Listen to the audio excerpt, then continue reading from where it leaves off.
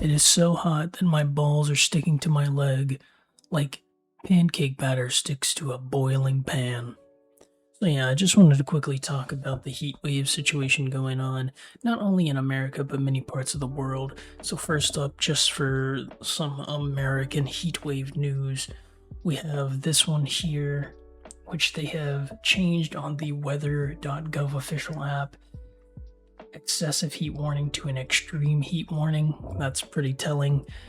I would also just like to mention in my area alone, it was 100 degrees yesterday with a feels like of 120. And this is in a place where usually the hottest this summer is 80. We also have the heat wave head to the US. The potential historic heat wave will cover most of the central to eastern US, where temperatures in the 90s and low 100s Fahrenheit, combined with high humidity, will lead to heat indices of 105 to 110 degrees Fahrenheit. I guess that's European. Hoorah, what's a kilometer? But we also have many places outside the US that are getting shit on. We have this one as well. France is the hottest it has ever been. The national average hit 30 Celsius on Thursday, matching the all-time record set just the day before. And then we have a couple of these here. This one I found interesting. Europe's 40 Celsius heat wave cripples infrastructure as roads melt, rail tracks buckle, and Paris hospitals see 3,000 emergency cases. We have this image where it appears that the train tracks have melted. I would like to clear some of these up. I found this. Extreme heat has forced Leipzig, Germany to halt tram service after soaring temperatures damaged tracks. I'd also like to point out that melted track was also shown on a Paris news station for Paris. And then it says here, heat doesn't melt asphalt at 100 degrees nor steel. Las Vegas has asphalt streets and it gets 120 there and they don't melt, which is a good point. You never know, news stations are going to pump out whatever, but at the end of the day, it is definitely record heat. This one I found funny. This is one of the reasons I made the video. Just in Paris, deputy mayor says the US bears a significant amount of responsibility for the deadly heat wave gripping France. I'd just like to let you guys know now, your government is definitely trying to push the America bad narrative on you, because it doesn't make sense when you look at the facts. I'm also going to bring some of these up.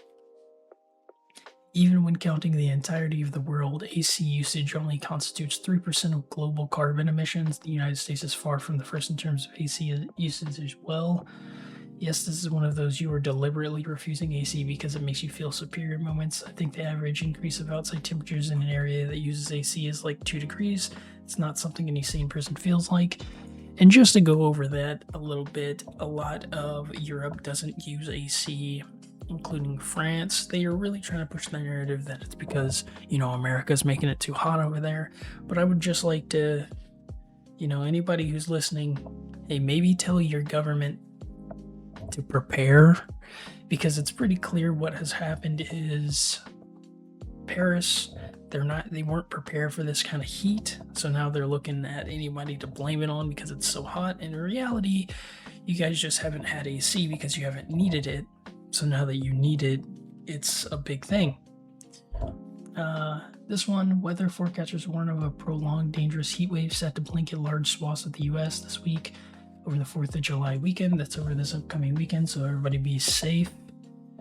Make sure to have a bunch of extra water at the cookout, you know what I'm saying? It covers most of the US, blah, blah, blah, stuff we've already covered. This was interesting, I found. Has FedEx Ground ever closed a sort due to heat in the building? Probably not, because it's not ever been this hot, at least since FedEx has been a thing. My hub is the second oldest hub in FedEx Ground, built in 1989 before the buyout. I'll save you a few words here. Basically, they don't have AC there. They've even had a person die there from the high heat, and they're not shutting down, even though it's at record high heat. 0 orders, extreme heat warning, 0 compensation from DoorDash. I thought this story was kind of funny. I was a person who did DoorDash for like 4 years. I was there when it was very marketable, and then thereafter it became very bad. Can't even breathe without having the AC on, and getting $3 for 6 to 8 mile orders. Can't even pay for gas. No incentive for a horrible week, and they know it for the driving in this horrible weather. DoorDash is corrupted and beyond fucked. I do agree DoorDash is corrupted. I would like to point out that anybody complaining about them that they should get extra money for the heat, you're the one that decides to go out there and do the orders. You take what you get. So I don't really agree with that part, but I do agree with DoorDash has really went downhill and they should be paying more anyways. I think $1 a mile is bare minimum, but also it is based on what people order. For example, I frequently Uber Eats or DoorDash food, and whenever I do it, I always leave like, $10 to $40 tip, which I know is a lot, but sometimes I'll order a lot because I'll have friends over and stuff, and we'll get like $100 order. I try to aim for 50%.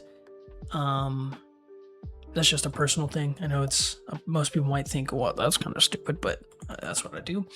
UK built for climate that no longer exists and needs urgent changes to survive. Global heating report warns. This is just another example of Europe not really being prepared for heat.